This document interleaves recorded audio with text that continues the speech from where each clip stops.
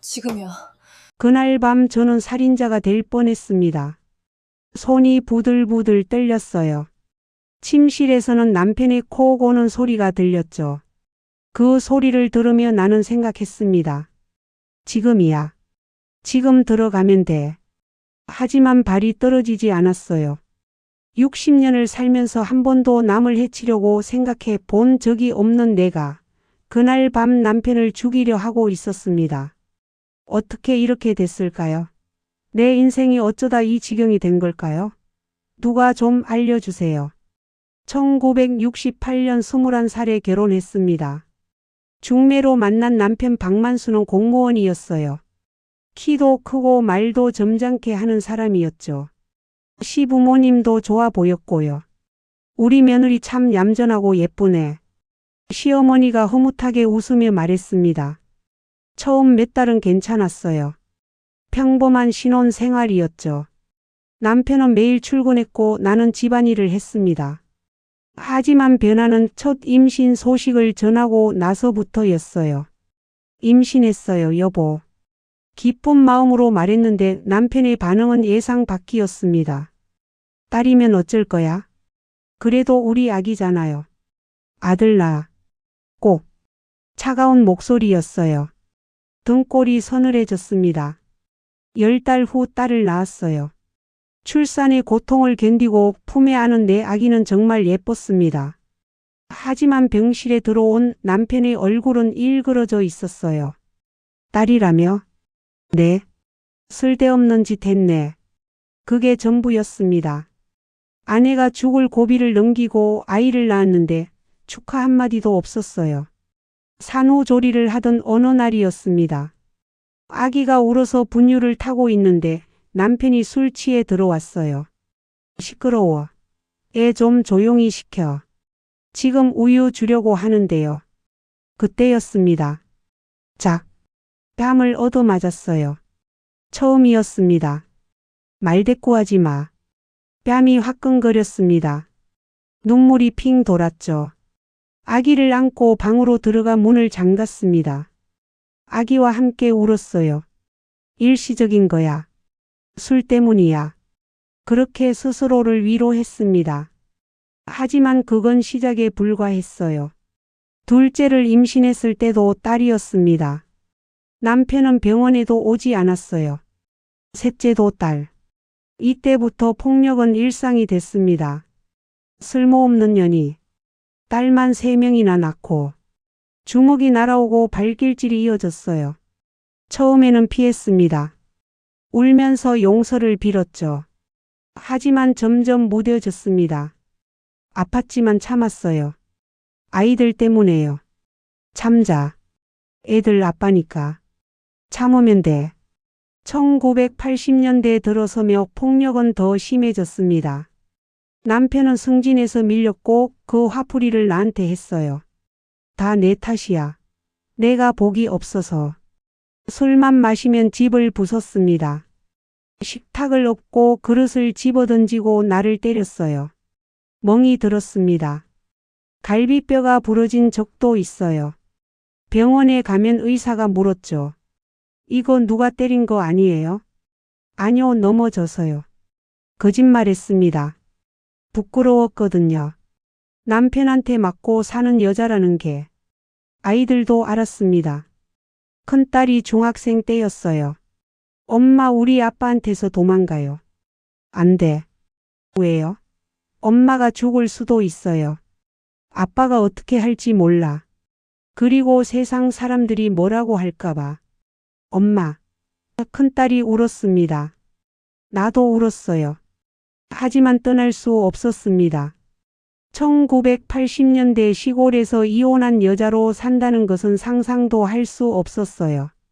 주변 시선도 두려웠고 무엇보다 돈이 없었습니다. 세 딸을 키우며 버텼어요. 맞으면서도 밥을 차렸고 남편 옷을 빨았습니다. 애들만 크면 돼. 애들만 시집가면. 그게 유일한 희망이었습니다. 2015년경이었을 거예요. 동네 경로당에서 한 여자를 만났습니다. 안녕하세요. 저는 최영미라고 합니다. 짧은 머리에 야무진 인상의 여자였어요. 안녕하세요. 저는 이정숙입니다. 처음 오셨어요? 전 여기 자주 와요. 그렇게 알게 됐습니다. 영미 씨는 과부였어요. 남편이 5년 전 암으로 세상을 떠났다고 했죠. 5년 동안 간병하며 힘들었어요. 영미 씨가 말했습니다. 그래도 남편분이 살아계시는 동안 영미 씨의 간병에 좋으셨겠어요. 영미 씨가 쓴 웃음을 지었습니다. 아니에요. 그 사람도 날 많이 때렸어요. 네? 정숙 씨도 그렇죠. 보면 알아요. 가슴이 철렁했습니다. 들켰다는 생각에 부끄러웠어요. 팔에 멍 그리고 여름인데 긴팔 입으신 것도 숨길 수 없었습니다. 나는 고개를 숙였어요. 저도 35년을 그렇게 살았어요. 맞으면서 영미 씨가 조용히 말했습니다. 왜 안 떠나셨어요? 돈도 없고 갈 곳도 없고 그냥 참았죠. 죽어가면서도 날 때렸어요. 그때 생각했어요. 아, 이 인간은 죽을 때까지 날 괴롭히겠구나. 영미 씨 목소리에 한이 서려 있었습니다. 그래서 어떻게 하셨어요? 마지막 한 달. 약을 조금씩 줄였어요. 네? 통증이 심해져도 진통제를 안 줬죠. 고통스러워하는 모습을 보면서 생각했어요. 이게 내가 나한테 준 고통이야 라고 섬뜩했습니다. 하지만 이상하게도 이해가 됐어요. 후회하세요? 아니요. 전혀. 단호한 대답이었습니다. 그날 이후 영미 씨와 자주 만났습니다. 우리는 서로의 상처를 나눴어요. 남편한테 맞은 이야기, 참았던 이야기, 죽고 싶었던 이야기들. 정숙 씨 왜 아직도 참고 있어요? 애들이 걱정해서요. 애들 다 컸잖아요. 이제 정숙 씨 인생 사세요. 하지만 쉽지 않았습니다. 60년을 참고 살았는데 이제 와서 어떻게 바꾸나요? 2018년 어느 날이었습니다. 남편이 또 술을 먹고 들어왔어요. 60이 넘었지만 힘은 여전했습니다. 밥이 이게 뭐야? 그릇을 집어 던졌어요. 국그릇이 벽에 부딪혀 깨졌죠. 다시 해. 지금 10시가 넘었는데. 쾅. 얼굴을 얻어맞았습니다. 안경이 날아갔어요.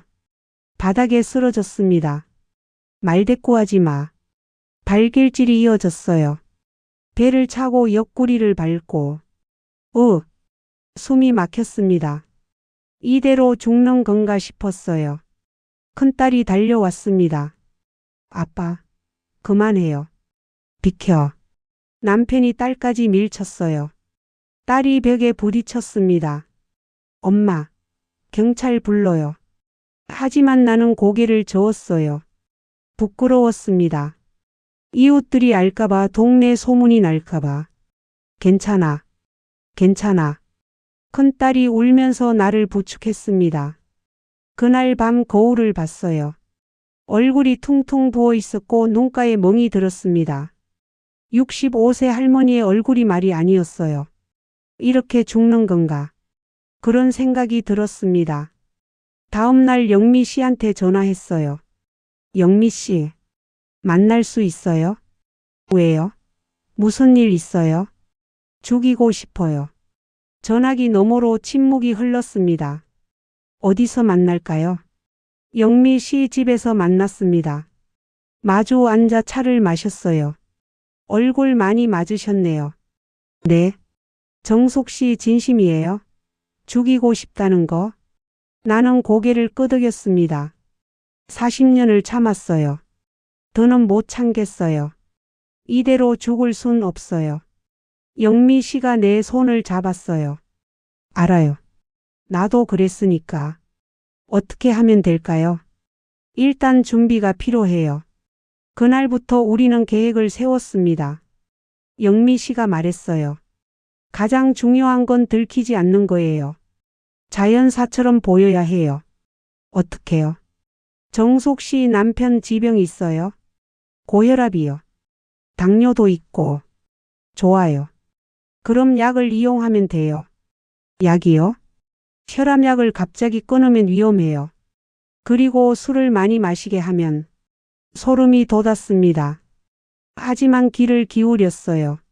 하지만 시간이 걸려요. 서서히 해야 들키지 않죠. 나는 두려웠습니다. 하지만 다른 한편으로는 희망이 보였어요. 드디어 이 지옥에서 벗어날 수 있다. 한 달 동안 준비했습니다. 남편 약을 몰래 바꿔놨어요. 혈압약 대신 비슷하게 생긴 비타민을 넣었죠. 남편은 눈치채지 못했습니다. 그리고 술을 권했어요. 여보, 오늘 삼겹살 구워줄게요. 왜? 그냥. 오랜만에. 의심하는 눈초리였지만 술과 고기를 거부하지는 않았어요. 매일 밤 술을 마시게 했습니다. 짜고 기름진 음식도 많이 줬어요. 건강에 안 좋은 것들로요. 2주 후 남편 얼굴이 붉어졌습니다. 요즘 머리가 자꾸 아파. 병원 가보실래요? 아니야. 괜찮아. 속으로 웃음이 나왔어요. 계획대로 되고 있었습니다. 영미 씨와 매일 연락했습니다. 잘하고 있어요. 조금만 더 참아요. 네. 곧 끝나겠죠? 곧이에요. 정숙 씨도 자유로워질 수 있어요. 2018년 11월 23일 금요일 밤이었습니다. 남편이 술을 엄청 마시고 들어왔어요. 비틀거리며 거실에 쓰러졌죠. 물 줘. 나는 물을 가져다 줬습니다. 평소와 달리 친절하게. 여보, 방으로 들어가요. 응. 남편을 부축해 침실로 데려갔어요. 침대에 눕혔습니다. 곧 코를 골기 시작했어요. 깊은 잠에 빠졌죠. 나는 부엌으로 갔습니다. 서랍에서 칼을 꺼냈어요. 가장 큰 칼. 생선 손질할 때 쓰는 날카로운 칼이었습니다. 손이 떨렸습니다. 이제야 끝낼 수 있어. 침실 문 앞에 섰습니다. 칼을 꽉 쥐고 문 손잡이를 잡았어요. 그때였습니다. 똑똑똑. 현관문 두드리는 소리가 들렸습니다. 누구지? 이 밤에? 똑똑똑. 더 크게 두드렸어요. 누구세요? 엄마. 나 민정이야. 문 열어줘. 큰딸이었습니다. 황급히 칼을 숨겼어요. 앞치마 주머니에 넣고 문을 열었습니다. 민정아. 왜? 엄마 괜찮으세요? 아까 전화했는데 안 받으셔서. 아, 미안. 자려고 해서. 딸이 나를 유심히 봤어요. 엄마 얼굴. 또 맞으셨어요? 아니야. 엄마. 이번엔 신고할 거예요. 진짜로. 딸이 안으로 들어왔습니다. 침실로 향했어요. 아빠. 일어나세요. 나는 딸을 막으려 했지만 이미 늦었습니다. 아빠. 이번엔 가만 안 둬요. 하지만 남편은 깨지 않았어요. 깊은 잠에 빠져 있었죠. 엄마, 나 경찰 부를 거예요. 안 돼. 왜요? 이렇게 계속 맞고 살 거예요? 그게 아니라 뭐라고 말해야 할지 몰랐습니다. 방금 전까지 남편을 죽이려 했다는 걸 말할 수도 없고. 엄마, 우리 집 가요. 오늘은 우리 집에서 주무세요. 응. 딸이 내 짐을 싸기 시작했습니다. 나는 앞치마 주머니에 칼을 만졌어요. 차갑고 날카로웠습니다. 조금만 더 있었으면.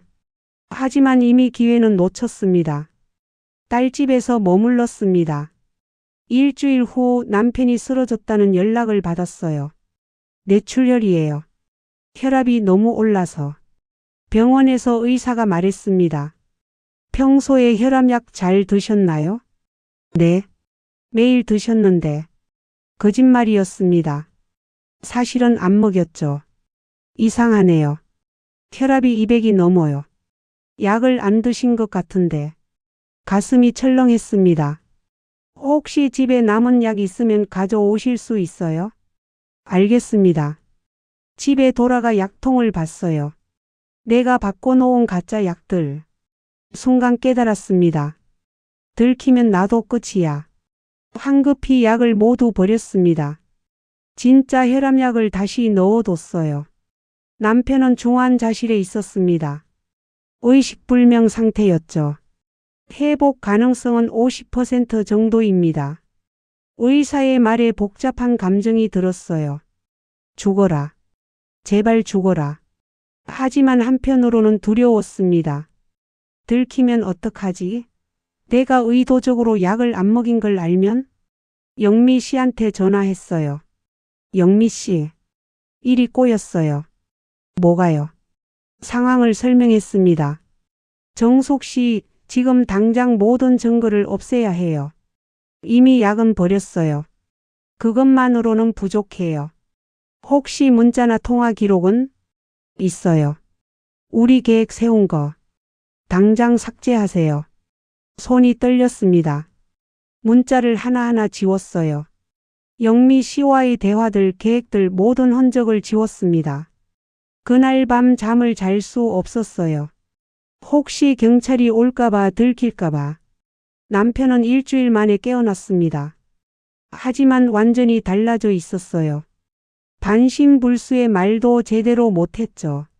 제대로 된 문장을 만들 수 없었습니다. 의사가 말했습니다. 뇌 손상이 심해서 회복이 어려울 것 같습니다. 앞으로 간병이 필요해요. 간병. 그 말에 온몸에 힘이 빠졌습니다. 내가 이 사람을 돌봐야 한다고? 집으로 돌아온 남편은 침대에 누워만 있었습니다. 대소변도 못 가렸고 밥도 떠먹여야 했어요. 남편이 뭔가 말하려 했지만 알아들을 수 없었습니다. 나는 매일 남편을 돌봤어요. 씻기고 먹이고 기저귀를 갈아주고. 역설적이었습니다. 죽이려 했던 남편을 이제는 돌보고 있다니. 영미 씨가 찾아왔습니다. 정숙 씨, 괜찮아요? 모르겠어요. 후회해요? 그것도 모르겠어요. 남편은 이제 날 때릴 수 없었습니다.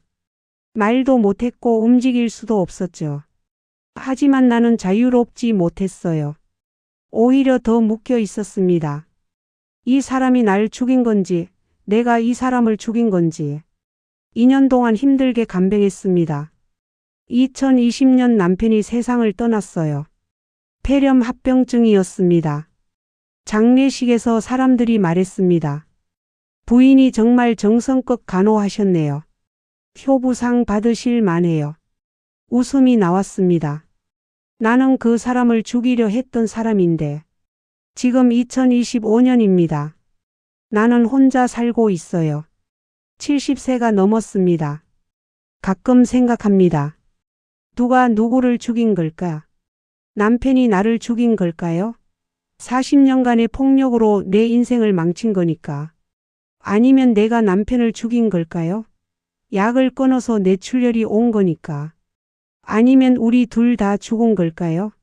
그 결혼 생활 안에서. 영미 씨는 작년에 세상을 떠났습니다. 편안한 얼굴이었어요. 후회 없어요. 난 내 인생을 살았으니까. 마지막으로 그렇게 말했습니다. 나는 어떨까요? 후회하냐고 묻는다면 잘 모르겠습니다. 다만 한 가지는 확실해요. 그날 밤 딸이 오지 않았다면 나는 정말 살인자가 됐을 거예요.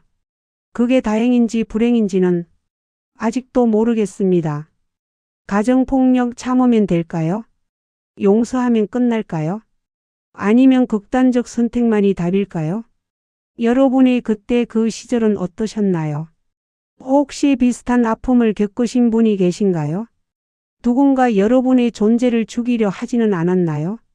생각해 보시기 바랍니다. 때로는 살아남는 것도 죽이는 것도 아닌 그저 살아가는 것이 가장 어려운 선택일지도 모릅니다.